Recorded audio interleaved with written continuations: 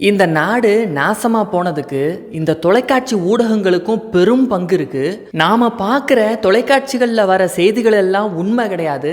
அந்த செய்திகள் எல்லாமே உள்நோக்கம் கொண்டதாகவும் திரிக்கப்பட்ட செய்தியாகவும் வதந்திகளும் பொய் செய்திகளும் தொடர்ந்து பரப்பப்பட்டுக்கிட்டு இருக்கு.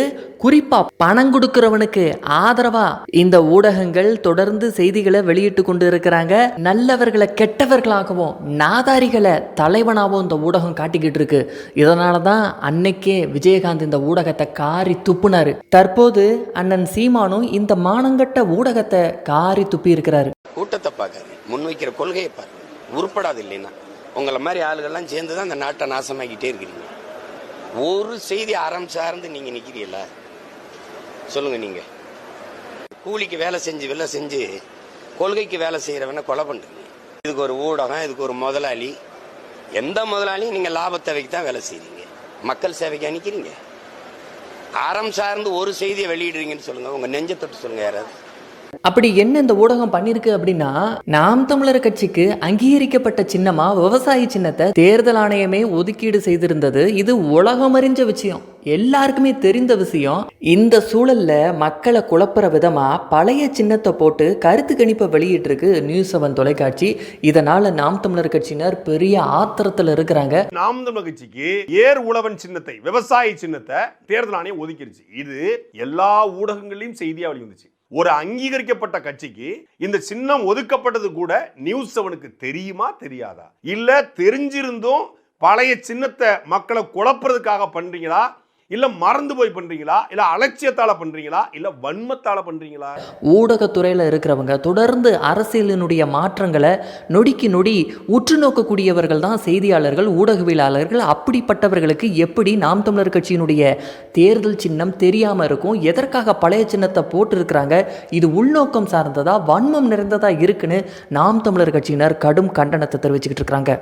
எங்க மக்கள் போராட்டம் நடந்தாலும் அங்க ஓடி வந்து அந்த மக்களுக்கு ஆதரவாக குரல் கொடுக்கக்கூடிய ஒரு தலைவர்னா அண்ணன் சீமான் மட்டும்தான். வேற எந்த அரசியல் கட்சி தலைவர்களும் கிடையாது.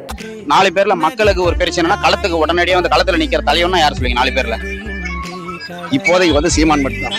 சீமான் களத்துல மக்களுக்குள்ள வந்து எந்த பிரச்சனைக்கும் வந்து இறங்கிறது அவர் ஒரு ஆள் தான். ஸ்டாலின் வந்து ஸ்டாலின் வேஸ்ட் போட்டோ ஷூட் மட்டும் கரெக்ட். மக்களுக்காக உறுதியா களத்துல நிக்கிறது சமரசம் எல்லாம் இந்த டைம்ல எதுனாலும் சரி வந்து நின்று போராடுறது சீமான் தான். மக்களுக்காக உறுதியா சீமான் நிப்பாருன்றீங்க, ஒரு வாய்ப்பு தரல, தவறு இல்லை.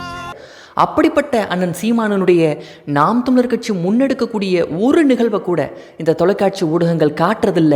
ஒரு நிமிட செய்தியாக கூட அதை காட்டுறதில்ல. ஆனா அதே நாம் தமிழர் கட்சி மேல ஒரு அவதூறு வைக்கப்பட்டா, ஒரு குற்றச்சாட்டு வைக்கப்பட்டா அதை உண்மையா பொய்யா அப்படின்னு கூட விசாரிச்சு பார்க்காம தலைப்பு செய்தியா இந்த ஊடகங்கள் வெளியிடுதுன்னா, இப்படிப்பட்ட ஊடகங்கள் நாம் தமிழர் கட்சிக்கு எதிரானது மட்டுமல்ல, ஒட்டுமொத்த மக்களுக்கும் எதிராக வேலை செய்துன்னு அர்த்தம். ஏற்கனவே இந்த திராவிட கட்சிகள் ஆட்சி செய்த லட்சணம் நமக்கு தெரியும்.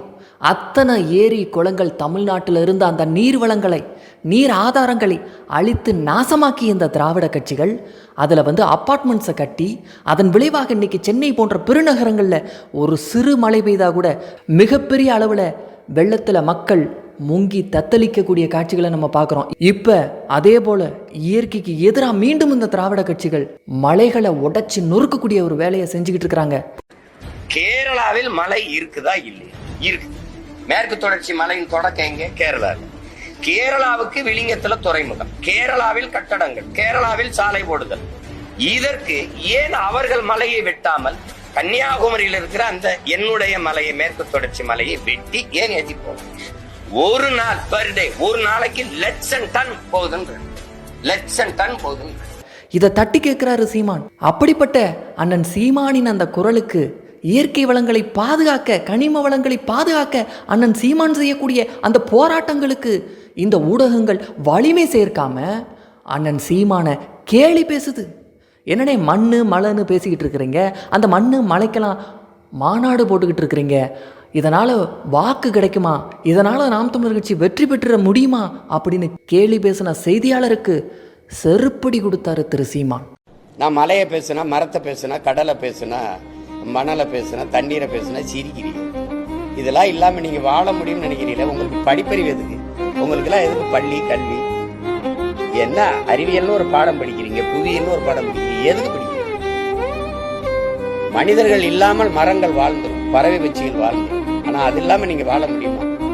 இந்த அடிப்படை தெரியாத நீ எப்படி? செய்தி ஊடகங்கள் தான் இப்படி பண்ணுது, நாம் தமிழர் கட்சிக்கு எதிராக செயல்படுதுன்னு பார்த்தா தமிழ்நாட்டில் இருக்கக்கூடிய எல்லா அரசியல் கட்சி, அத்தனை அரசியல் கட்சி தலைவர்களும் அண்ணன் சீமானை புறக்கணிக்கிறாங்க. ஒவ்வொரு தலைவர்கள்கிட்டையும் அண்ணன் சீமான் குறித்து கேள்வி கேட்டால் அந்த கேள்விக்கு பதில் சொல்ல மறுக்கிறாங்க. அண்ணன் சீமானோட பேரை கூட உச்சரிக்க மாட்டேங்கிறாங்க. அண்ணன் சீமான் முன்வைக்கக்கூடிய குற்றச்சாட்டு, அவர் எழுப்பக்கூடிய கேள்விக்கு பதில் சொல்ல மாட்டேங்கிறாங்க. அண்ணன் சீமானை தவிர்க்க நினைக்கிறாங்க. ஒட்டு மொத்தமாக பிற அரசியல் தலைவர்கள் எல்லாரும் ஒன்று சேர்ந்து அண்ணன் சீமானுக்கு எதிராக ஒரு தீண்டாமையை, ஒரு அரசியல் தீண்டாமையை, வன்கொடுமையை அண்ணன் சீமானுக்கு இந்த கட்சிகள் செஞ்சுக்கிட்டு இருக்கு. சிறுக நமது வலிமையை கொண்டு போராடி கொண்டே இருக்கு. இந்த போராட்டங்களுக்கு இடையிலேயே நம்ம வளரும். நாம் தமிழர் கட்சி பிள்ளைகள் இந்த தமிழர் நிலத்தில் ஏற்படுத்திய தாக்கத்தை எந்த பெரிய அரசியல் கட்சியும் ஏற்படுத்தல. நாம வெல்றோம், அவனுக்கு தெரியுது. காங்கிரஸ் நம்ம தான் ஒழிச்சோம், அவனுக்கு தெரியுது. ஆனால் ரசிகர் மன்றங்களால் தோற்கடிக்கப்பட்டார்கள் என்று சில தலைவர்கள் சொல்கிறார்களே ஒழிய நம்ம பேரை சொல்ல அவங்களுக்கு பயன். இன்னைக்கு தமிழ் தேசியம் பேசிக்கொண்டு சிலர் சீமான் என்று சொல்ல முடியல, நாம் தமிழர் கட்சி என்று சொல்ல முடியல. அப்ப என்ன சொல்றதுக்கு ஒரு பயம் இருக்கு. அப்ப நான் என் மனசு அந்த பயம் இருக்கணும். எப்படி இருக்குது? இந்த பயம் இருக்கணும். ஊடகங்கள் கைவிட்டாலும் பரவாயில்ல, மக்கள் நம்மளை கைவிட மாட்டாங்க அப்படிங்கிற நம்பிக்கையோட ஒவ்வொரு கிராமமாக போய், மாவட்டமாக போய் பயணம் செஞ்சு ஓயாமல் உழைத்து அவர்களுக்காக தொண்டை கிளிய கத்தி பேசி போராடி அண்ணன் சீமான் தமிழுக்காக, தமிழ் மண்ணுக்காக, தமிழர்களுக்காக ஒரு மாற்று தூய அரசியலை இந்த நிலத்தில் உருவாக்குறதுக்காக அரும்பாடு ஆற்றிக் கொண்டு இருக்கிறார். என்னுடைய உயிரோடு கலந்து வாழுகின்ற அன்பு உறவுகள் அனைவருக்கும் வணக்கம்.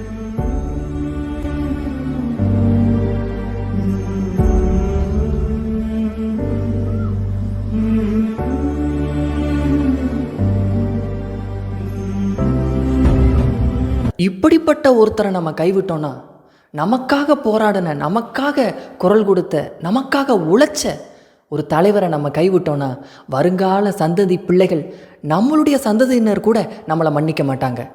இன்னைக்கு நம்ம நாட்டில் விவசாயம் அழிஞ்சிக்கிட்டு இருக்கு, விவசாயிகள் செத்துக்கிட்டு இருக்கிறாங்க. நமக்கு தேவையான காய்கறிகள், உணவுகள், அரிசி, தானியங்கள்லாம் பக்கத்து மாநிலங்கள்ல இருந்து வந்துக்கிட்டு இருக்கு. நம்முடைய விவசாய நிலங்களில் உயர் மின் கோபுரமோ, விமான நிலையங்களும், ஹைட்ரோ கார்பன், மீத்தேன் போன்ற நாசகர திட்டங்களை வைப்பதற்கான ஏற்பாடுகள் தீவிரமாக நடந்துகிட்டு இருக்கு.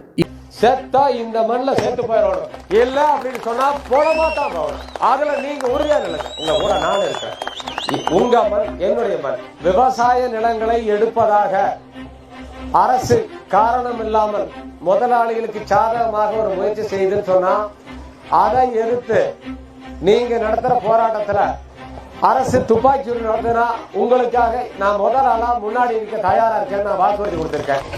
வயசுல மூத்தவங்க என்கிட்ட வந்து, சாமி இந்த பிரச்சனை பெருசாகும் போது யார் முக்கியமான ஆள் சொல்லு போராட்டத்துல, நாங்க மேல மண்ணெண்ணெய் ஊத்திட்டு பத்த வச்சுட்டு போய் குடிச்சுக்கிறோம் அப்படின்னு சொன்னாங்க. நம்முடைய எதிரி யாருன்னு காட்டினா மண்ணெண்ணெய் ஊத்திட்டு போய் தான் எரிஞ்சாலும் பரவாயில்ல போய் அவங்க எந்த சாமி பெருசுன்னு பேசுவான், எந்த சாமியும் வந்து உங்களை காப்பாத்தாது. நீங்க கும்பிடுற இங்க இருந்து அவன் அடிச்சு விரட்டும் போது உங்க சாமி சேர்த்து தான் நீங்க தூக்கிட்டு போக வேண்டியிருக்கும். இப்பேற்பட்ட ஒரு பேராபத்தான இந்த சூழல்ல இருந்து தப்பிக்கணும்னா நாம் தமிழர் கட்சியினுடைய விவசாய சின்னத்தில் 2026 சட்டமன்ற தேர்தலில் நாம் வாக்கு செலுத்தணும்.